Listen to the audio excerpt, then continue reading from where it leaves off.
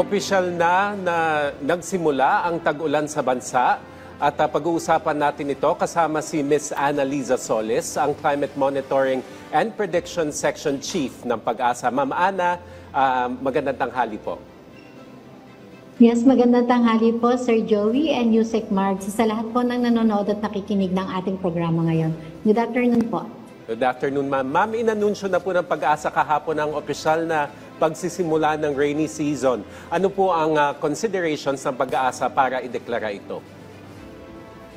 Yes po, Sir Joey. So ito po yung official na deklarasyon ng onset ng rainy season na ibinibigay ng Pag-asa. Base po dun sa mga istasyon ng Pag-asa dito po sa may western section ng Luzon. So kabilang po dyan yung mga area sa may Ilocos Region, sa may Zambales, Bataan, Tarlac, Pampanga, including Metro Manila, Mimaropa, and Panay Island, kasama po ang Iloilo City. So yan po yung minomonitor natin na tinatawag na Type 1 climate. At sa mga istasyon po na around 15 stations, at least 50% po ng mga istasyon na ito ay maka 25 millimeters of rain sa loob ng 5 araw. At sa 3 araw na sunod-sunod na dapat po ay at least merong 1 millimeters of rain. So yun po yung basihan natin ng deklarasyon ng ating onset ng rainy season. Ma'am Ana, ano po ang inaasahang pattern ng panahon sa mga susunod na linggo o buwan ngayong tag-ulan? So, Yusek March, so ngayon po ay mananatili po yung tinatawag nating southwest monsoon or habagat na kung saan ito din po yung maaaring makaranas tayo ng mga low pressure area, yung intertropical convergence zone, so andyan pa rin po yung mga severe thunderstorm activities at kasama na rin po yung pagpasok ng ating mga bagyo. So kapag ito po ay nagsama-sama, itong mga weather systems na po ito, posibleng ito makapagpa-enhance ng ating habagat na posible pong magkaroon tayo ng mas maraming ulan and then yung mga pagbabaha na naman po and yung mga landslide dun sa mga highly vulnerable areas. Kaya matama pong pinag-iingat natin ang ating mga kababayan. Ano naman po yung tinatawag na monsoon break at normal ba ito tuwing panahon ng tag-ulan? Yes po, Sir Joey. So usually po kapag nag-pronounce po ang Pag-asa ng deklarasyon ng tag-ulan, so usually nandyan pa rin po kasi yung remnants ng tinatawag nating warm and dry season months na kung saan posible makaranas pa rin tayo ng maiinit na temperatura, nandyan pa rin po yung mataas na alinsangan. So ito naman po yung tinatawag natin yung kapag yung ridge of high pressure area at yung pong easterlies na nagbibigay ng mainit na temperatura sa atin, yun naman po yung usually na nagpiprevail din sakali pong humihina yung ating habagat season. Ma'am Ana, ngayong taon po, may banta po ba ng La Nina o iba pang weather phenomena na maaaring magpalala sa epekto ng tag-ulan? Joey? So, Ma'am Ana, naririnig niyo po kami? Ngayon po, sa monitor po ng DOST Pag-asa, wala pa naman po tayo nakikita na mataas na posibilidad ng pagkakaroon ng La Nina. Pero usually po kasi kapag nagkakaroon tayo ng El Nino or La Nina, yung banta nito ay yung towards yung last quarter po ng ating taon. So, we keep on monitoring po dun sa mga potential na mga development na ito. But for now, hence so neutral po tayo. Walang El Nino, walang La Nina.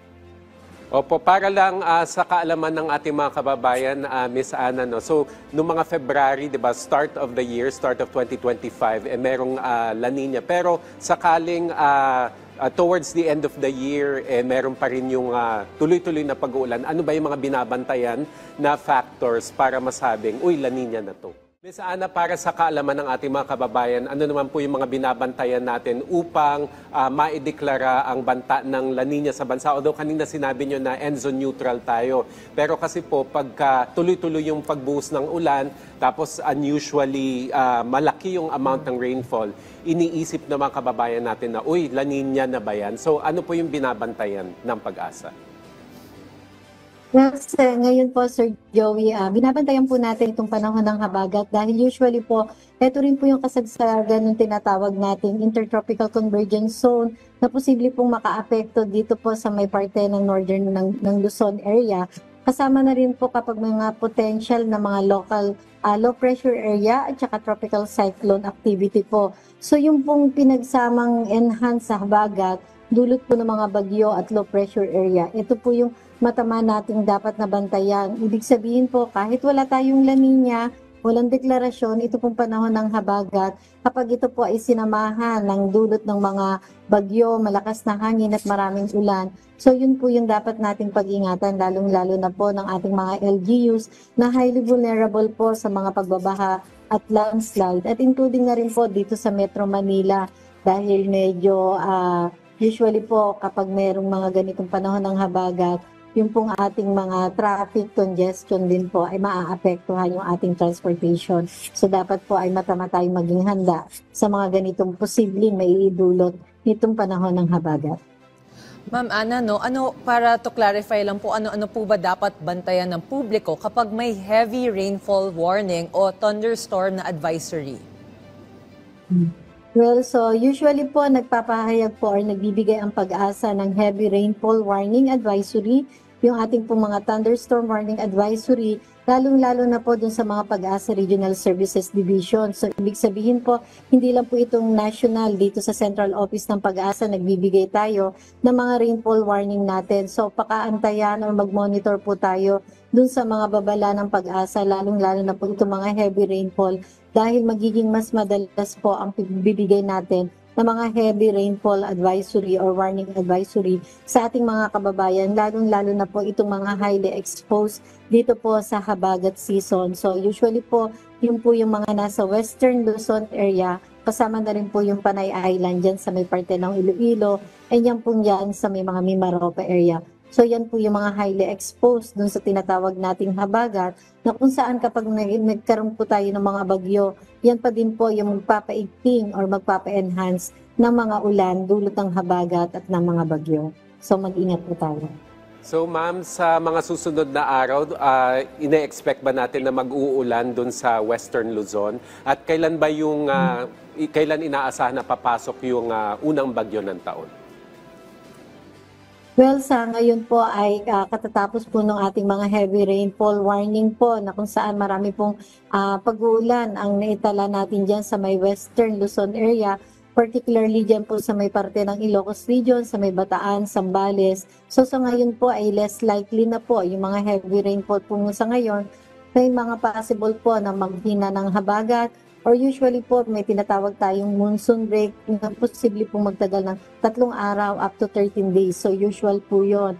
And pakaasahan din po natin ngayong June base po sa prediction ng DOST Pag-asa, around 1 to 2 tropical cyclone ang possible po. Kung hindi po man siya maging ganap na isang bagyo, posible po naman niya maging isang low pressure area. So yun din po ay posible makapagpaulan at makapagpabaha sa atin. So mag-ingat pa rin po talaga tayo palagi. Ma'am Ana, ano ang inyong mga paalala sa mga LGU at community sa posibleng pagbaha, landslide at iba pang hazard na kaugnay ng tag-ulan?